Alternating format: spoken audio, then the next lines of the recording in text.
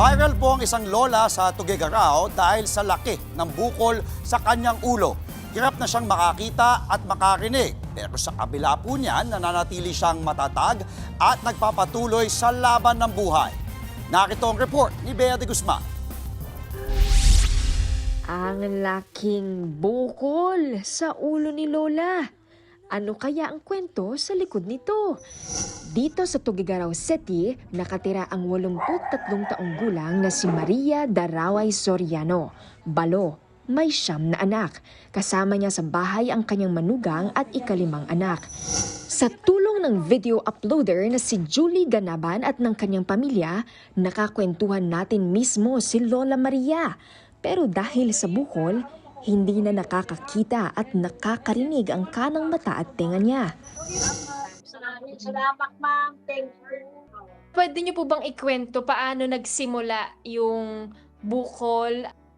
Naligo lang yan, ma'am, sa banyo, nauntog. Pinaalbularyo niya, ma'am. Nilagyan ng lana yung mata niya. 2019 daw unang naramdaman ni Lola ang sakit sa bandang kilay. Pero sa albularyo siya unang kumonsulta. Nakumbinsi lang siyang magpadoktor noong singlaki na ng jawline ang bukol. Maria, ano pong sabi ng doktor naman sa inyo nung nakita yung bukol? Ano pong abiso nila? Pa-operahan mo sana yan. Ayaw naman niya, ma'am. Ayaw ko sa magkababatay ako. Diabetic at high blood din daw kasi si Lola. Bilang anak, ano pong reaksyon niyo nung sabi ng doktor na kailangan operahan pero ayaw po ni Lola? Kami yung mga anak ko nahihirapan, ma'am, sa sitwasyon niya, ma'am. Kaya umiiyak lang kami. Bakit ayaw mo kasi magpa-opera? Di sana tapos na yan. Sabi ko pa, maliit pa yan. Nakipag-ugnayan ang News 5 team sa kasalukuyang doktor ni Lola, pero tumanggi siya sa isang panayam. Bagamat regular ang kanyang check-up, kailangan pa niyang sumailalim sa ilang tests at procedures bago malaman ang diagnosis sa bukol. Halos 6 na taon na ngayon ang bukol ni Lola Maria. Sa patuloy na paglobo nito, mas lalo ring humihirap ang araw-araw na pagkilos ni Lola. Ma'am, sige na, magtakip. Ang nangangawit po kasi dito. Nangingitin. Tapos pinaganyan niya, ma'am, yung bukol niya. Alam na namin na masakit yung bukol niya, ma'am.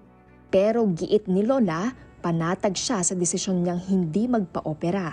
Laging nagdadasal daw po si Lola. Magdadasal ako, ma'am. Kani Lord. Nagdadasal daw siya kay Lord. Malakas na yung malakas na ako. Laging palakasin daw po siya ni Lord. Para sa mga nagnanais tumulong kay Lola Maria, maaari siyang personal na dalawin o padalhan ng donasyon sa accounts na naka-flash sa screen. Bea de Guzman, News 5. Mga kapatid, Andre Felix po. Iba na ang may alam at may pakialam sa panahon ngayon.